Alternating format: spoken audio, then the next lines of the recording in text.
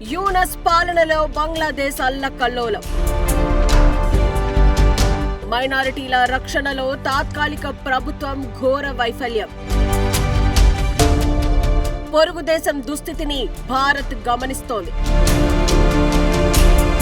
మాజీ ప్రధాని షేక్ హసీనా ఆగ్రహం.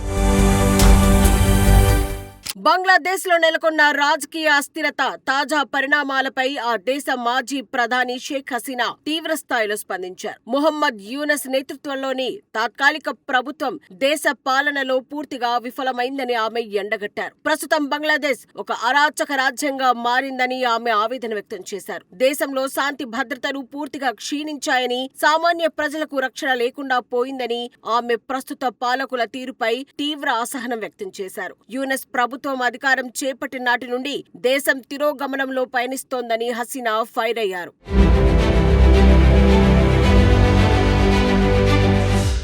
బంగ్లాదేశ్లో కొనసాగుతున్న ఉద్రిక్తతల నేపథ్యంలో స్పందించిన షేక్ హసీనా అక్కడ మైనారిటీ వర్గాల పరిస్థితి దయనీయంగా మారిందని ఆరోపించారు. హిందువులు, ఇతర మైనారిటీ వర్గాలపై జరుగుతున్న దాడులను అరికట్టడంలో ప్రభుత్వం చేతులెత్తేసిందని విమర్శించారు. ప్రార్థనా మందిరాలు, ఇళ్లు ధ్వంసం అవుతున్నా, ప్రజలు ప్రాణభయంతో వణికిపోతున్న తాత్కాలిక ప్రభుత్వం నిమ్మకు నీరెత్తనట్లు వ్యవహరిస్తోందని ఆమె ఆగ్రహం వ్యక్తం చేశారు. మైనారిటీలకు రక్షణ కల్పించలేని ప్రభుత్వం అధికారంలో కొనసాగే అర్హత కోల్పోయిందని ఆమె ఘాటుగా వ్యాఖ్యానించారు.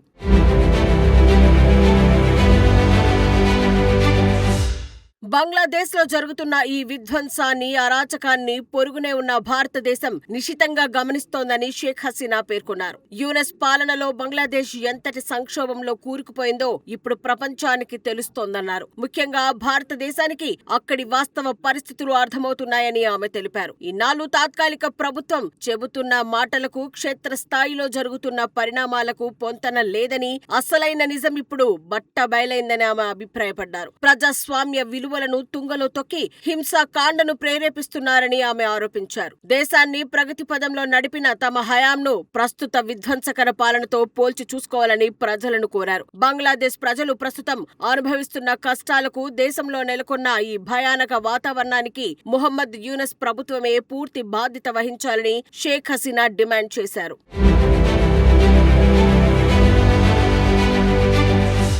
గతేడాది దేశంలో జరిగిన మారణ హోమాన్ని ఆపడానికి తాను దేశం వీడి భారత్ కు వచ్చానని, భయపడి కాదని అన్నారు హసీనా. యూనస్ కు అండగా ఉన్న తీవ్రవాదులు దేశ ప్రజల మధ్య వైరాన్ని సృష్టిస్తున్నారని, వారే తన కుటుంబాన్ని, తనను ప్రాణాల కోసం పారిపోయేలా చేశారని హసీనా ఆగ్రహం వ్యక్తం చేశారు. తాను బంగ్లా నుంచి వచ్చినా ఆ దేశంలో ఉద్రిక్తతలు చల్లారట్లేదని ఆందోళన వ్యక్తం చేశారు. అల్లర్లలో 25 ఏళ్ల దీపు చంద్రదాస్ అనే మైనారిటీ యువకుడిని ఆందోళనకారులు దారుణంగా కొట్టి, చంపి, నిప్పంటించడంపై హసీనా ఆందోళన వ్యక్తం చేశారు. దేశంలో మైనారిటీల భద్రతను కాపాడటంలో తాత్కాలిక ప్రభుత్వం విఫలమైందని ఈ ఘటనతో స్పష్టమైందన్నారు. యూనస్ ప్రభుత్వం ఉద్దేశపూర్వకంగానే భారత్ కు వ్యతిరేకంగా చర్యలు తీసుకుంటోందని, కానీ పైకి మాత్రం భారత్ స్నేహం కోరుకున్నట్లు బూటకపు మాటలు చెబుతోందని ఫైర్ అయ్యారు. ఇలాంటి ఎన్ని తాత్కాలిక ప్రభుత్వాలు వచ్చినా భారత్ బంగ్లా మధ్య ఉన్న బంధాన్ని బలహీనపరచలేవన్నారు.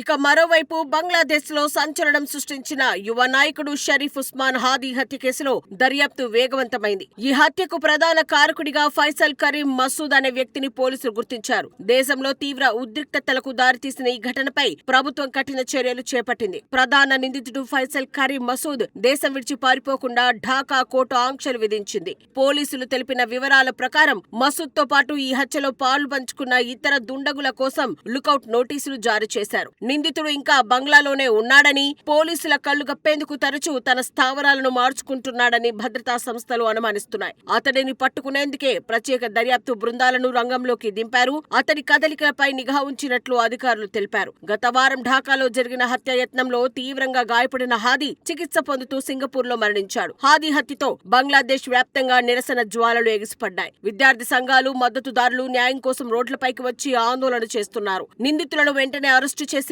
కఠినంగా శిక్షించాలని డిమాండ్ చేస్తున్నారు. శాంతి భద్రతలను కాపాడేందుకు ప్రభుత్వం చర్యలు చేపట్టింది. బాధ్యులపై కఠిన చర్యలు తీసుకుంటామని హామీ ఇచ్చింది.